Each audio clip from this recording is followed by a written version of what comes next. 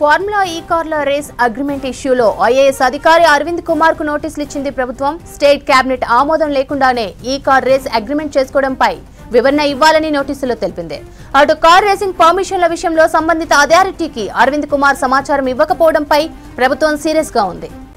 IAS Arvind Kumar notice కు సంబంధించి మరిన్ని డీటెయిల్స్ యాదగిరి అందిస్తారు. యాదగిరి, నోటీసులపై డీటెయిల్స్ ఏంటి? స్రవంతి, గత ప్రభుత్వ హయాంలో ఐఏఎస్ అరవింద్ కుమార్ అనేటైనా చాలా కీ రోల్గా ఉండేవారు. ఇక హెచ్ఎండిఏ కమిషనర్గా కూడా ఆయన పనిచేశారు. ఆయన కమిషనర్గా ఉన్న టైంలోనే ప్రతిపక్షాల నుంచి చాలా వ్యతిరేకత కూడా వచ్చింది.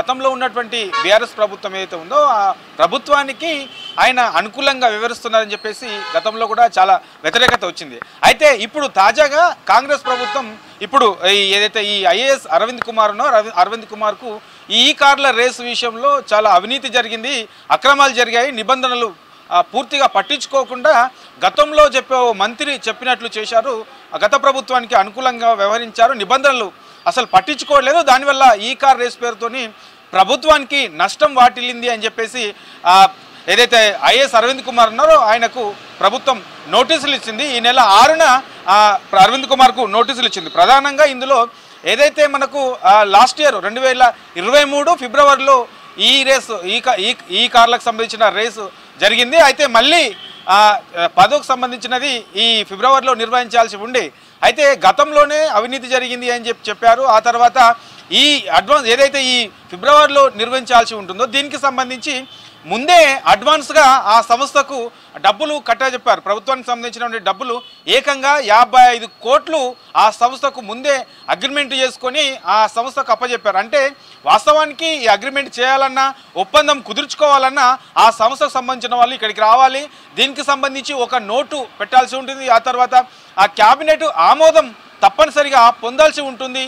కానీ అవేమీ పట్టించుకోకుండానే అటు క్యాబినెట్ ఆమోదం లేదు, క్యాబినెట్కు సంబంధం లేకుండానే ఆ తర్వాత ఎవరికి తెలియకుండానే గుట్టచప్పుడుగా ఈ ఒప్పందం చేసుకున్నారని చెప్పేసి ఇప్పుడున్నటువంటి కాంగ్రెస్ ప్రభుత్వం దీనికి సంబంధించినటువంటి అక్రమాల భాగోతాన్ని బయటపెట్టింది. దాంతోపాటు ఏకంగా అడ్వాన్స్గా 55 కోట్లు ప్రభుత్వం నుంచి ఇచ్చారు. ఇది ఎట్లా ఇస్తారు, ఏ నిబంధనల ప్రకారం ఇచ్చారు, అసలు నిబంధనలు వాస్తవానికి అలా ఇవ్వడానికి చట్టవిరుద్ధం, కానీ అవన్నీ పట్టించుకోకుండా ఎట్లా ఇచ్చారన్న దానిపైన ఆయనకు నోటీసులు ఇచ్చారు.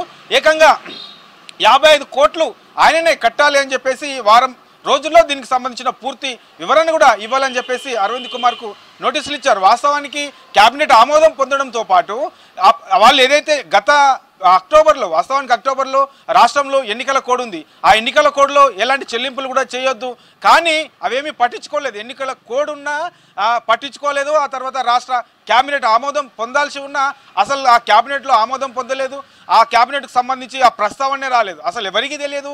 గుట్టచప్పుడు కాకుండానే ఈ కార్ల ఈ రేస్కి సంబంధించిన ఫార్ములాకు సంబంధించిన అగ్రిమెంట్ కుదుర్చుకున్నారని చెప్పేసి ప్రభుత్వం బయటపెట్టింది. దీనికి సంబంధించి 55 కోట్లు ప్రభుత్వానికి అరవింద్ కుమార్ కట్టాలని చెప్పేసి నోటీసులు ఇచ్చారు. కాబట్టి దీనిపైన ప్రస్తుతానికైతే రాష్ట్రంలో కొంత చర్చ అయితే జరుగుతుంది. అరవింద్ కుమార్కి సంబంధించిన విషయంలో అసలు ఎట్లా ప్రభుత్వానికి సంబంధం లేకుండా ఆయన ఎట్లాగా నిర్వహిస్తారు, నిబంధనలు ఎందుకు పట్టించుకోకుండా ఇవ్వాల్సి వచ్చింది, దీనివల్ల ఎవరికి లాభం వచ్చింది, ఎవరికి నష్టము, ఎవరికి లాభము? ప్రభుత్వానికి అయితే ఎలాంటి లాభాలు అయితే లేవు, నష్టాలే ఉన్నాయి, కానీ లాభపడింది ఎవరు అనే దానిపైన పెద్ద చర్చ జరుగుతుంది. గతంలో ఏదైతే బీఆర్ఎస్ ప్రభుత్వం ఉందో బీఆర్ఎస్ ప్రభుత్వంలో ఉన్నటువంటి ఓ మంత్రి, ఆ మంత్రికి సంబంధించి ఆయన ఏం చెప్తే అదే ఈ అరవింద్ కుమార్ చేశారని చెప్పేసి పెద్ద ఎత్తున ఆరోపణలు ఆయననే ఏదైతే ఈ ఫార్ములా రేస్ ఉందో దీనికి సంబంధించిన ఈ ప్రోగ్రాం వల్ల ఆ మంత్రి రాజకీయంగా లబ్ధి పొందారనే చర్చ కూడా జరుగుతూ ఉన్నది. ప్రభుత్వానికి మాత్రం పూర్తి స్థాయిలో దీనివల్ల నష్టం తప్ప ఏమాత్రం కూడా